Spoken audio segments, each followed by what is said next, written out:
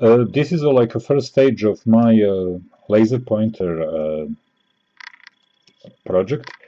I want to have a laser pointer mounted on this servo operated bracket, and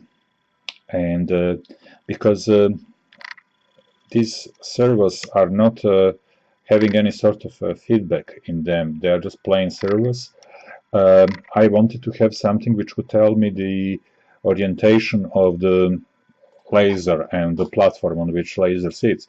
So I installed this MPU-6050 Brakeout, which is very popular, and you have tons of libraries, Arduino libraries for this particular one. So it's easy to make very fast progress. So yes, the biggest issue here was attaching it and carefully getting a position for these screws in the right place so that they don't collide with the other parts of the platform. And to reduce the vibration, I'm resting the Brakeout on this little ridge here. You might just be able to see there. And as well, I used the Arduino Nano 3.0. Nanos have one beautiful feature. Their price is now down to less than £3, which would be less than $4, and at the time of publishing of this video. I was a little bit afraid that if servos start drawing too much current, they'll just blow up my more expensive Arduino. So I'm just currently experimenting with cheap nanos from eBay, being just like disposable CPUs, and I'm using this DFRobot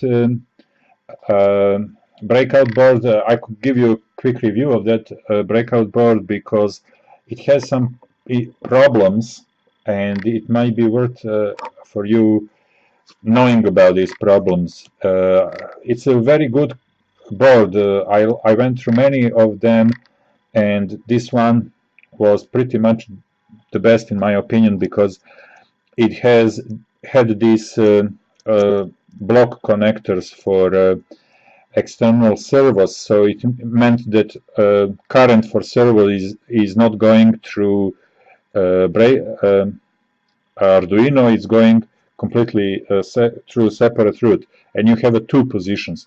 This position is regulated at 5 volts, and this position here is regulated at whatever is your VCC. So if you are putting in 8 volts, here you're going to get 8 volts, and you're going to get here 5 volts.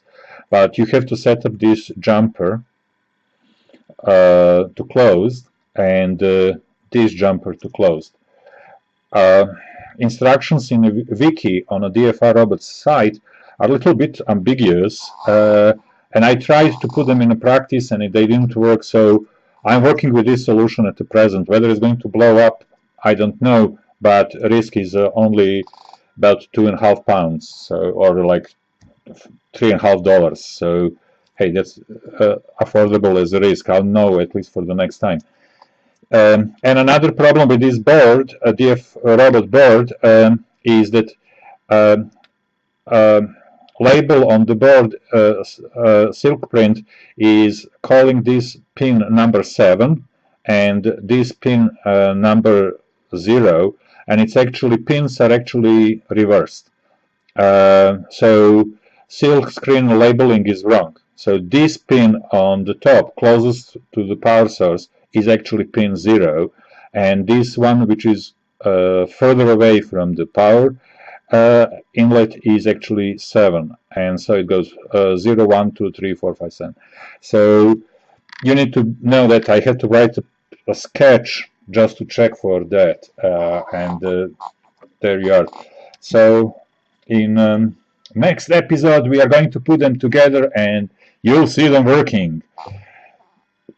Plug in for the further developments for next part of the adventure.